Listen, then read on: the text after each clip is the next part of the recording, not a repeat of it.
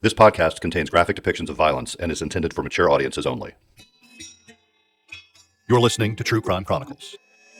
This is True Crime Chronicles, and I'm Jessica Knoll, and I'm with Will Johnson and Spencer Brudig. This week, we're going to dig into a Sacramento case.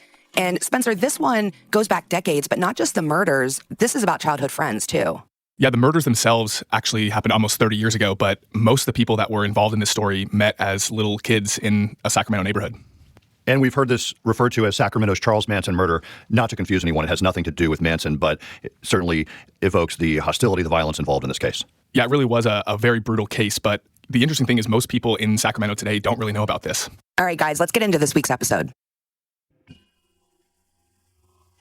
Our story begins in a small, middle-class neighborhood in Sacramento in the mid-1970s. It's here that many of the people in this story will meet as kids and become fast friends, and possibly future enemies. All the kids, no matter what grade you were in, they all hung out together. They were very close. This is Michael Anthony Adams. He's an investigative reporter for ABC 10 in Sacramento. He's also the director of the true crime docuseries Real Monsters. There's a baseball field and basketball courts and, picnic tables. And this is where all of these kids that grew up in Lawrence Park would congregate.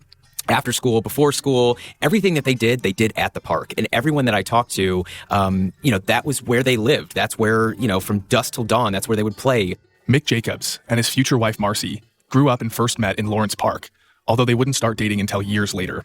From those who were closest to Mick, he was kind of like the best of them all. He was the nicest, really attractive, young, blonde-haired kid. All the girls really dug Mick. He was just this really outgoing, but, had this kind of reserved moments to him.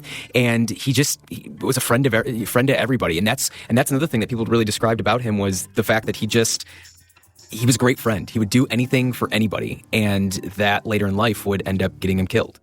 Now, Marcy's early life is a little more mysterious because not a lot of people that were close to her want to talk about her, but we do know a little bit. Outgoing, but she never had any connection with Mick when they were young. Those two kind of just gravitated toward one another later in life through mutual friends, and the way they did that was they were all friends anyway, so they all had mutual friends, and it all kind of stemmed from this park. In the late 1980s, Mick and Marcy do end up together, and Marcy brings with her a young daughter from a previous relationship, Jenny. Mick was just more than happy to step in and play the role of Jenny's father. And from all accounts, he did, a fantastic job in doing that. Jenny called him dad, and that was who she knew as her father. From a young age, Jenny was just really, really outgoing, avid reader. She was always in the library at Crocker Riverside Elementary. And she was one of those people that didn't really fit in. And maybe that was because being an only child, she was raised around a lot of adults, and she acted a little older than her age, is what we were told. Mick, Marcy, and Jenny all move into a modest house in the Land Park neighborhood in 1989, and by all accounts live a very social life. They have a lot of friends and are fiercely loyal to them, especially the ones from their childhood. On January 13th, 1991, it was pretty much like any other Sunday. According to what we know from police and what they were able to gather, is that the family was home most of the day. We don't really know exactly what they were doing at the house the day of because no one had talked to them. We only know that towards the end of the day, it appeared that they were getting ready for their week. The ironing board was out in the kitchen, dining room area. It appeared that Marcy was doing some ironing. There was some food out on the table. Everything in the house looked like a family that was spending time together on a Sunday night, getting ready for the week ahead. And that's what we know. That's all we really know. Later that evening, someone or multiple people come over to the house unbeknownst to the Jacobs family. And they were let in. There was no forced entry or anything like that. So whoever came over to the house was known to the Jacobs family. And they entered the house, and it's kind of hard to know exactly what went down, but it appears that Mick was led out to the garage, which is a detached garage, in the back of the home. Mick was led out to the garage to open this safe that they had inside the garage that he was storing for a friend of his, while Marcy was kept in the living room. This safe becomes a critical component to this entire murder case. We will soon get to why it was there and what was inside of it. And they believe what happened next was Mick was shot first. Marcy in the living room hears the gunshot go off, and then she is shot too in the living room at first. She is able to keep her faculties together to make it to the bathroom, where she tries to close the door on whoever's in, trying to get to her in the bathroom, and that person takes out a knife and starts stabbing her through this little slit in the, between where the door closes. And it's a pretty brutal stabbing. I mean, she's already been shot once in the face. Part of her jaw was, on the ground in the living room. So it's pretty unbelievable that she was able to make it to the bathroom. Another thing police are not sure of is if she was trying to get to the bathroom or down the hallway to her daughter's bedroom. Going from there to the bedroom was a more horrific sight of the little girl. This is Detective Dick Woods. He was one of the first people to enter the house. And she'd obviously been in bed and was shot in bed, and it was obvious she was shot in the head. Still had her teddy bear doll. And one of the things that was really striking about this also was the fact that there were multiple gunshots. I imagine a lot of terror being yelled and being vocalized, and nobody heard anything. Nobody heard anything. That I think, to me, that was one of the strangest parts of this whole case. I mean, you have someone that's shot in the house multiple times, shot in the garage. So you have people shot at different points of on the property, and not one person heard anything. This might help describe some of the reason why that is. The house is kind of on the edge of Land Park, and right on this other side of this big brick wall, about 2 houses down, is Interstate 5. So you have I-5 with a bunch of traffic that's happening, on the freeway right there, and then you have the house that's fairly close. So some of the freeway noise could have drowned out the gunshots, but if you've ever shot a gun or ever been around guns being shot, they're loud. They're loud. I mean, and they're pretty. It's a pretty distinct sound. I mean, even if you didn't think it was a gunshot, you'd probably think it was strange that someone was setting off fireworks in January, mid-January, in the middle of the night.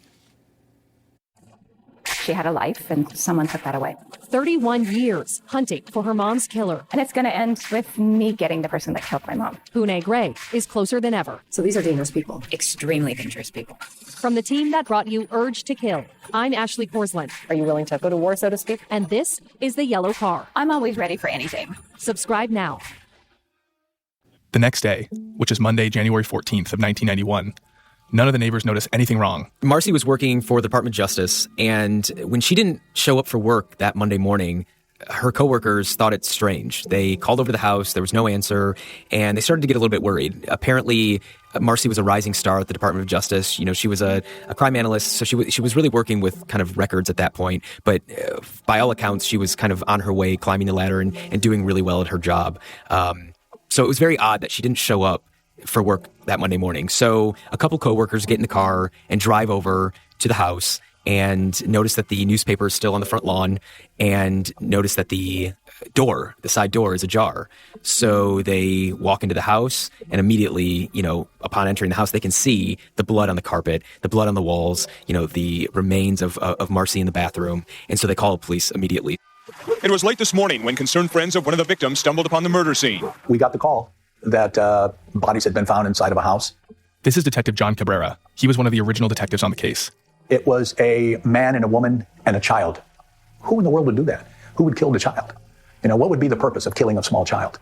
And so now I start gearing myself, because these are not ordinary people that I'm going to be looking for. John Cabrera and Dick Woods were really the 2 lead detectives on the case. They were working the case, and both of them said that upon entering the house, they were just blown away by the scene, the circumstances, and ultimately the death of Jenny, because they both have daughters, and it both hit them very hard. Investigators interview neighbors, friends, and family members and begin piecing together what they think the timeline might have been for the murder. They quickly identify the safe inside the garage as a possible key piece of evidence for the entire case. So this safe didn't belong to Mickey and Marcy. This safe belonged to a good friend of theirs, Ricky McCarthy. This safe, it was stored in. Mick had agreed to store the safe for Ricky as a favor to him. There was actually multiple safes that Ricky had stored at different friends' houses. Police were able to find those safes, but the biggest one, and the one that contained, in theory, contained the most valuable items, was the one that he stored at Mick's house. And it's not exactly known what was in the safe, and really the only clues to what is known about what is in the safe is this friend of both Ricky and Mick's named Bob Cartago. Bob was over to Mick's house a few months. He's not real sure on the timeline, but pretty close before the Jacobs were shot.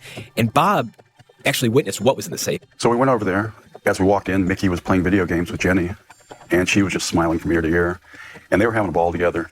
After a little while, they said, hey, Bobby, Ricky said, let's go out to the garage. So we got out there, and we stood in there for a few minutes, and you couldn't help but notice there was a safe. After a little bit, he opened up the safe, and I have to say that once that door swung open, I felt kind of uncomfortable. There was jewelry and exotic knives, some exotic guns, and there was money in there, quite a bit, and bags of illegal stuff. Tell me about the owner of the safe, Ricky McCarthy.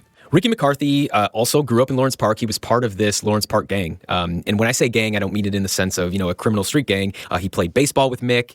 They were good friends since they were childhood friends, really. And they grew up together. And it was, like I said, Mick would do anything for his friends. And he agreed to hold on to the safe for Ricky, even while knowing that Ricky was dealing in some criminal activities that it didn't appear that Mick was a part of. And so Ricky and Mick kind of had a split, right? Where even though that they were still buds, Ricky went down a little bit of a different path. And can you describe that path? Sure. So Ricky was hanging around with outlaw motorcycle clubs in town. He wasn't affiliated with the Sacramento Hells Angels or any of the other outlaw motorcycle groups here, but he rode a Harley. He dealt drugs. He manufactured drugs in his house. And he was just kind of, this nomad drifter who, he wasn't a bad guy. He never did any wrong to anybody in the sense of violence, but he was dealing drugs and manufacturing drugs. So, he was involved in criminal activity. On the other hand, Mick, held a stable job, was, working for a contractor in town, had a house, had bought a house, had a family, not someone that you would think would be associating with, someone like that. But, when you're old friends and you part ways in life, it doesn't mean you stop being friends. You just have gone down different paths. Ricky has made a lot of money through various illegal ventures, but he was also holding down a job in downtown Sacramento. Ricky kind of was working a job on and off as a janitor at the State House, cleaning the governor's office. And he would go at night, clean the governor's office with drugs in his pocket. After he would leave the State House, he would go and sell drugs after work, after leaving the State House. So actually one night after, making his rounds throughout the State House, cleaning the State House, he left the State House and drugs in his pocket, gun in his, a concealed weapon in his car. He leaves the State House and gets busted, pulled over, and, is busted for the drugs and the weapons in his car. So he's going to do a little bit of time. He has a court date set up in October, and it's around, the fall of 1990 that he approaches Mickey and says, hey, I might be going to jail soon.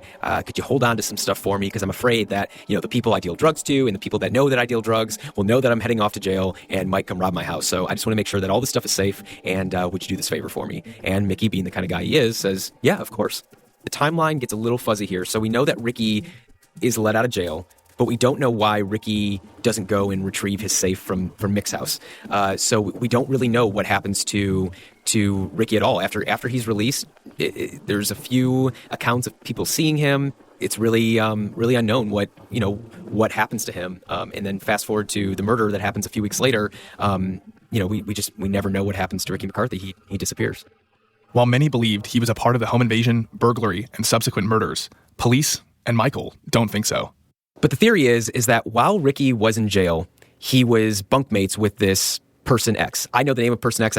It's not right for me to say it just yet. And Ricky's got a big mouth. He likes to kind of show off, and he starts saying, "Well, man, I'm not worried about when I get out of jail. I'll be set up. I got lots of money stored away." So Person X, unbeknownst to Ricky, is pretty high up in the Sacramento Hells Angels. And so here he is, Person X, listening to Ricky say, "Oh man, I got all this money outside, and I'm not worried about when I get out. I'll be set for life." So Ricky gets out.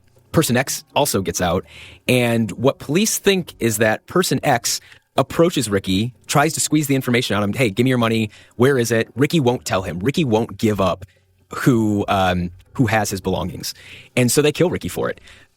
That also brings in Person Y. Okay, so Person Y, who has been the person of interest in this case, for the longest time, also has knowledge of where these safes are. So Person X goes to Person Y and squeezes Person Y, and Person Y gives up where the safe is located. So what police think is Person X, along with Person Y, go into this house, go to Mick's house, and they get that's how all this went down. Ricky was trying to protect Mick and Marcy this whole time. Police have never thought that Ricky gave them up and wanted something bad to happen to them. So it's probably, police assume that Ricky was probably killed because he didn't want to give up where these safes were located.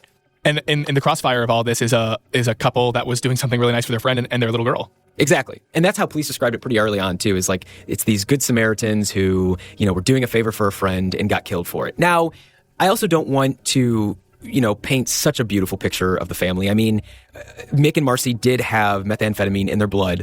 So it's kind of generally accepted that, yes, they were hardworking adults. They did take care of their daughter, but they also partied probably a little bit too. And they were probably using some of the drugs that were in the safe, at the time. They did have drugs in their system and, they did go to parties and it was, I don't think they were hardcore drug users. I think it's generally accepted that they might have been recreational drug users. After a year goes by, it's kind of going cold quickly because there are no witnesses to this crime. And the only witnesses that there could have been are now dead. So they have the people that perpetrated the crime, which aren't coming forward, and they have Mick, Marcy, and Jenny, who were brutally murdered. So there are no witnesses. There's no DNA evidence. They've collected a lot of evidence samples of fingerprints and things like that, and they have since run them all through DNA analysis, and nothing has come up with a match. So the case goes cold fairly quickly. Weeks turn to months, months into years, and years into decades. Although police received tips early on, they weren't able to prosecute. Many of the detectives, who have long since retired, still view this case as one that haunts them. There were two cases that stuck with me during my 36 years, East Area Rapist, and this is the other case that I would like to see answers to and finished while I'm still around. They have theories, and they're pretty sure about who did this, but they don't have answers. And that's, I guess for any homicide detective, they get into that line of work because they want justice. They want to find out who did it. And, they weren't able to give that to Mick, Marcy, and Jenny and their family. They weren't able to provide that kind of justice. And there's a lot of cases that they weren't able to solve over the years. Both of them had pretty high solve rates, for as far as homicide detectives go. But not being able to close this one was tough for them. They both ended up retiring from the Sacramento Police Department, and both of them say they wish they could go back and work this case. Even after almost 30 years, the families and friends of the Jacobs, the police, and the city of Sacramento are pushing for final answers. Governor Brown authorized a $50,000 reward for any new information on this case.